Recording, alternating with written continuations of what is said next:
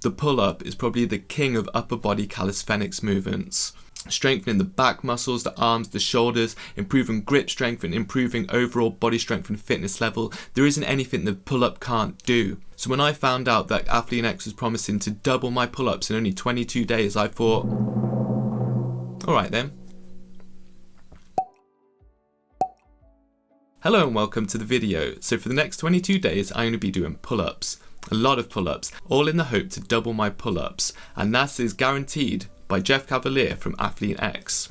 Not only will you be able to do at least 1.5 times the number of pull-ups that you're doing in a single set right now, it might be even up as high as twice as many as that. So to start this challenge, we need to find out our starting point. So here we go. We're going to be doing our max amount of pull-ups.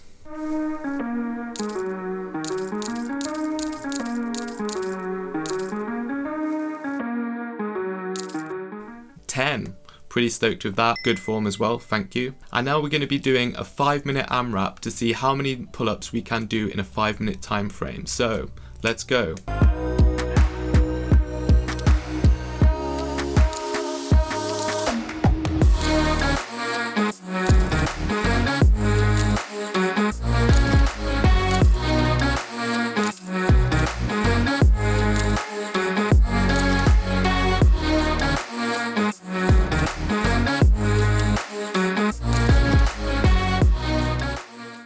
$29, which is pretty good, I guess. I feel my pushing strength is much stronger than my pulling strength, which is kind of why I was excited to try this challenge out to get more balance in my pushing and pulling. Jeff then tells you to combine your pull-up max with your pull-up AMRAP time and put that number and keep it for the end. So we combine 10 with 29 and we've got 39. So the 22 days are split up into 5 rounds. So I'll go roughly through what each round consists of because they're the same each time. So day 2, we are going to be doing some chin-ups and some pull-ups. So basically how you figure out how many you're going to do is you take your max pull-up and you double it. So I did 10 pull-ups on day 1. So on day 2 I will be doing 20 chin-ups. This is not unbroken, so you do this at your own pace, making sure you do not go to failure. He clarifies that point very clearly. You then do pull-ups, and to get this number you do the max amount of pull-ups you did plus 40%, which for me would have been 14. So then yeah, I did them, and yeah, that's day 2 completely done. On to day 3. Day 3 we do commando pull-ups. If you've never tried these before, these are a forearm burner. You basically hang on to the bar and pull yourself up either side. One side counts as 1 rep. Once again, you are doing double your max pull-ups. So for me, it was 20 commando pull-ups. And then pull-ups this time will be your max plus 50%. So this time I did 15. And that's day 3. Day 4. Day 4, you now do a scapular hang. Scapular hang is when you hold onto the bar and you retract your scapula, so you're kind of in an active position. This really tests your grip strength and gets tough pretty quickly. I managed to hold for 53 seconds. After this you do pull-ups, and this one is your max plus 60%, so 16. I must specify quickly, he tells you to rest for 2 minutes in between doing exercises. So when I finish my scapular hang, I rest 2 minutes, then I go into my pull-ups. And yeah, that is 1 round. So then on day 5 I retest my max pull-ups. This time I was able to get 12, and then I wait 2 minutes and then I retest the amount of pull-ups I'm able to do in 5 minutes, and this time I got 31. So then you do the same process as you did before. So on day 7 I will do double my max amount of pull-ups on chin-ups, which this time be 24 as I did 12 in the test. So I hope that makes sense, and then you repeat this 5 times all the way down. I'll quickly go through the results I got. Realized that my max pull-ups didn't improve on week 5. And I feel like I was really starting to feel overtrained and fatigued because you're training pull-ups every single day, and I don't feel like my body was able to recover, and I definitely felt a struggle. So yeah, unfortunately I didn't improve. I still managed to improve my max amount of pull-ups in 5 minutes, so it definitely wasn't a loss, but yeah, I'm definitely starting to feel the fatigue. So the last week he breaks up into 2 days. Your day 21, you just attempt your max pull-ups. That's it. You don't do the 5-minute test. So let's see how I went on day 21. Let's see if I doubled my pull-ups.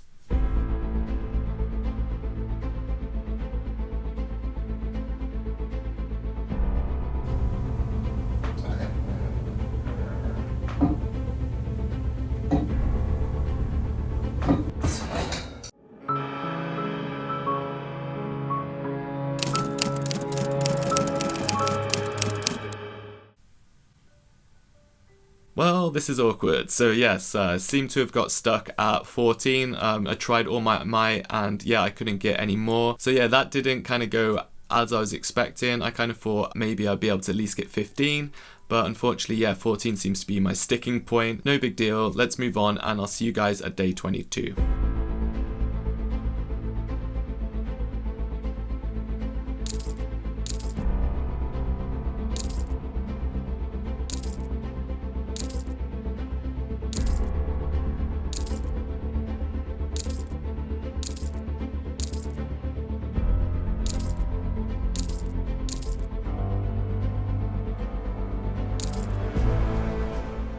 So day 22, and you can see I managed to get 37 pull-ups in 5 minutes, which I'm pretty stoked about. If you look at day 1, I only got 29, so that's an increase of 8 pull-ups in my max amount of pull-ups in 5 minutes, and an increase of 4 pull-ups in my max amount of pull-ups till failure. So Greg said that the score we got at the start, where we combined our max and total amount of pull-ups, which for me was 39, is the score you'll be able to get at the end with your max amount of pull-ups in 5 minutes, and I got 37, so I was pretty close to that. To be fair, I was only 2 off. I was, however, also doing my usual strength training. I am following Simon Atter's Project Calisthenics program, but I was very aware I implemented this training into my calisthenics training. I did the challenge before I started doing my upper body session, and then I left out any pull-ups or chin-ups from my workout, so I just strictly did this. However, the workouts I do, such as lever training and planche, is very strenuous on the body, so maybe that did affect my recovery and ability to get